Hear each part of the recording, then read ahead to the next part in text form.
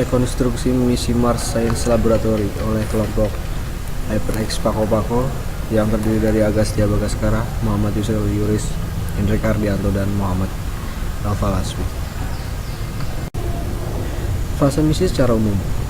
Pesawat ini diterbangkan pada 15.02 waktu GMT, yaitu pada tanggal 26 November 2011 di Cape Canaveral Launch Complex 41. 4 solid rocket boosternya dilepaskan setelah 1 menit 52 detik dan hidungnya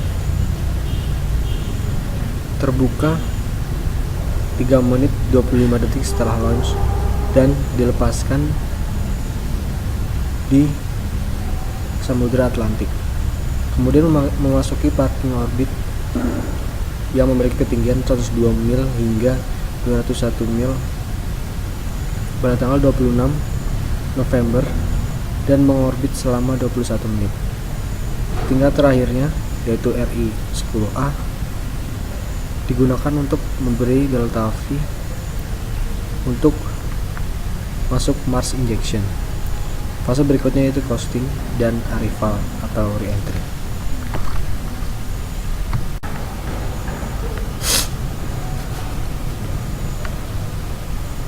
Kajian yang kita cari yaitu propelan yang dibutuhkan dan trajektori, waktu tempuh, dan sudut fasa. Asumsi yang digunakan yaitu orbit planet bundar, tidak ada manuver ganti inklinasi, dan tidak ada course correction.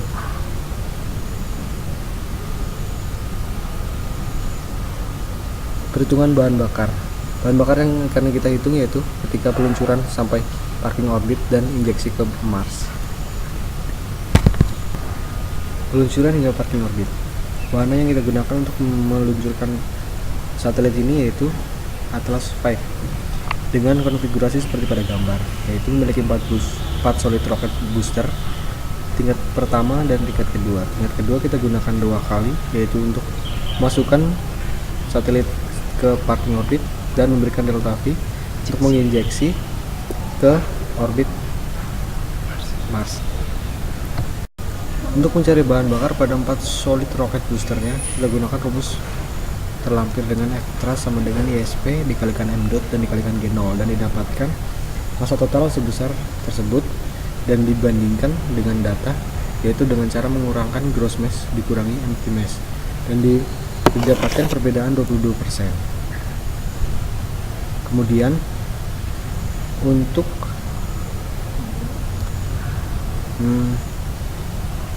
stage 1-nya dilakukan dengan cara yang sama dan didapatkan perbedaan sekitar 7%. Kemudian untuk stage 2-nya atau tingkat 2-nya didapatkan perbedaan sebesar 5,43%. Total kebutuhan bahan bakar hingga mencapai low Earth orbit adalah seperti yang terdapat di dalam tabel, dengan perhitungan untuk bahan bakar solid terdapat perbedaan 3,7% dan untuk bahan bakar cair sebesar 6,67%. Pada parking orbit, stage yang tersisa adalah stage Centaur dengan total berat wahana pada low Earth orbit adalah 17.097 kg dengan sisa bahan bakar antara perhitungan dan dengan yang ada pada data terdapat perbedaan sebesar 3,18%.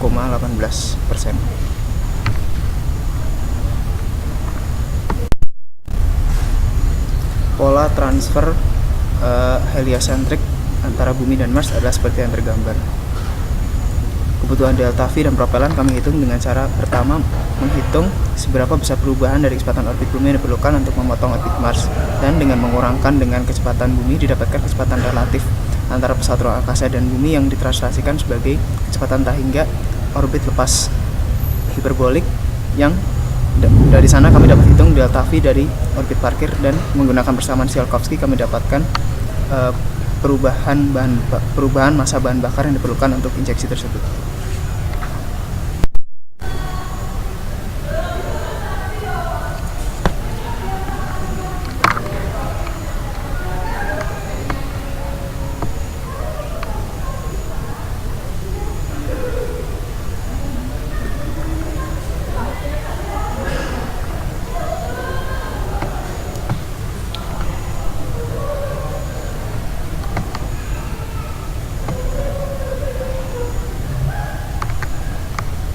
Kebutuhan bahan bakar untuk delta V dari data yang di internet adalah seperti yang terdapat dalam tabel.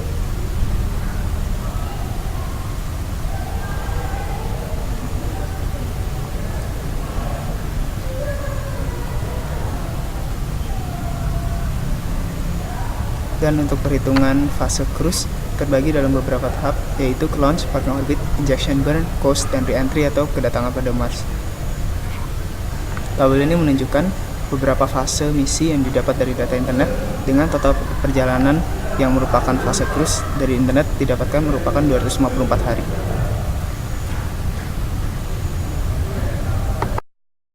Dengan mengasumsikan bahwa posisi bumi saat keberangkatan dan Mars saat kedatangan berbeda sejauh 180 derajat, kami dapatkan bahwa besar anomali eksentrik adalah sebesar pi dengan mean motion seperti yang terhitung pada gambar. Dan dari sana kami dapatkan bahwa periode dari fase coasting adalah sebesar 258 hari.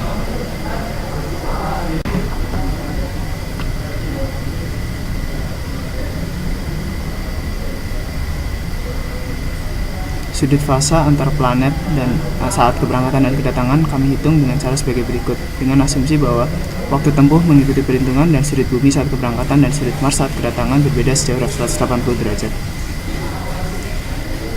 Setelah mendapatkan waktu tempuh seperti yang didapatkan pada perhitungan sebelumnya, kami memprediksi pergeseran bumi dan Mars selama 6 bulan tersebut.